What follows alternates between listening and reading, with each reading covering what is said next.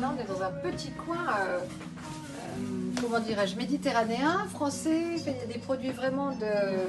C'est le petit coin italien. C'est le coin italien, hein? Ouais. Anti-pastille, là, justement pour stimuler les gens à prendre l'apéro. Et puis, on a... Par ici, c'est que j'ai une spécialité. Moi, Gourmet Sauvage, ils viennent de la coin des Laurentides. Et puis, ils font à partir des quenouilles, cœurs de quenouilles. On a ici des pousses d'épinettes marinées. C'est des choses qu'on voit très rarement, mais c'est produit tellement... C'est vraiment très québécois. On connaît tous la salicorne qui vient de Guérande. On a notre salicorne aussi. Et puis, qu'est-ce qu'on a aussi? Les herbes salées. Les herbes salées sauvages. Fait qu'ils font des herbes salées pour mettre dans les potages, dans les soupes.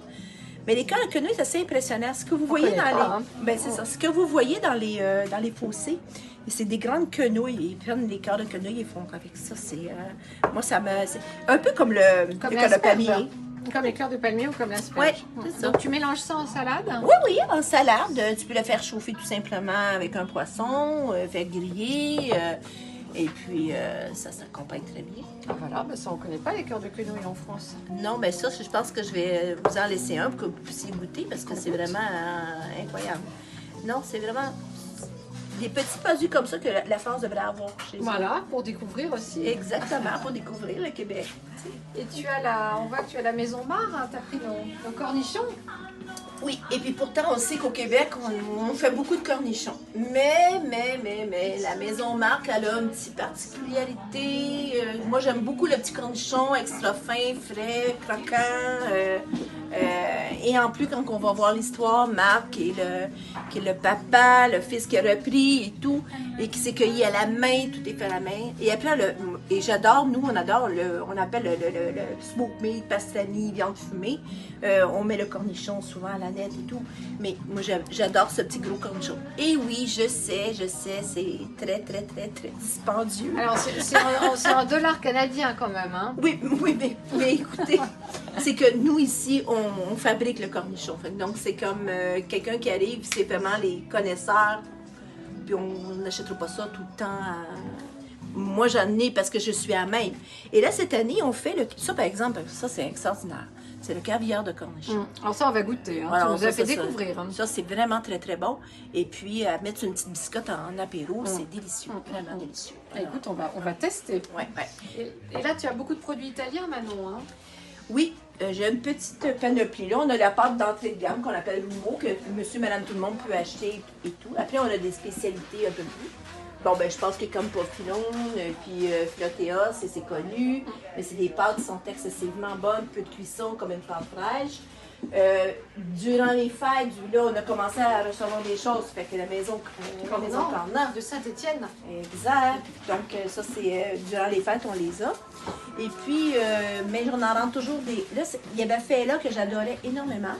Ça se peut qu'elle disparaisse du marché québécois. Mais on a quand même trouvé une autre maison qui est la Porto Jay-Z, qui est vraiment excellente. Et puis, ce qui est appelé à connaître, c'est Marco Jesco. Ça, c'est un coup de cœur pour moi. Vous savez, on fait à l'automne, on fait vraiment les rôtis de palettes et tout, de bif, les viandes qui sont mijotées longtemps. Et on mange ça avec ça. C'est vraiment délicieux. Faire les ragoûts et tout. Donc là, tu as des natures et celle-ci? Basilic. Et puis, il y a plusieurs sortes quand même. Mais c'est que lui, il fait tout à la main, il coupe tout. Et tout ce qui reste en retail, après, c'est mis là-dedans. Donc, c'est tous ces retails. Mais au moins, on perd. Elles sont très fines, hein? On les fait pas cuire longtemps, celles-là. Ah non, c'est vraiment quelques minutes. Quelques minutes, c'est pas long, c'est vraiment très, très rapide, vraiment. Ouais. Et oui, on a pas mal de trucs. Et on a une sauce extraordinaire qui est faite ici avec des tomates. Pasquale Valérie fait une sauce avec des tomates de Sainte-Madeleine.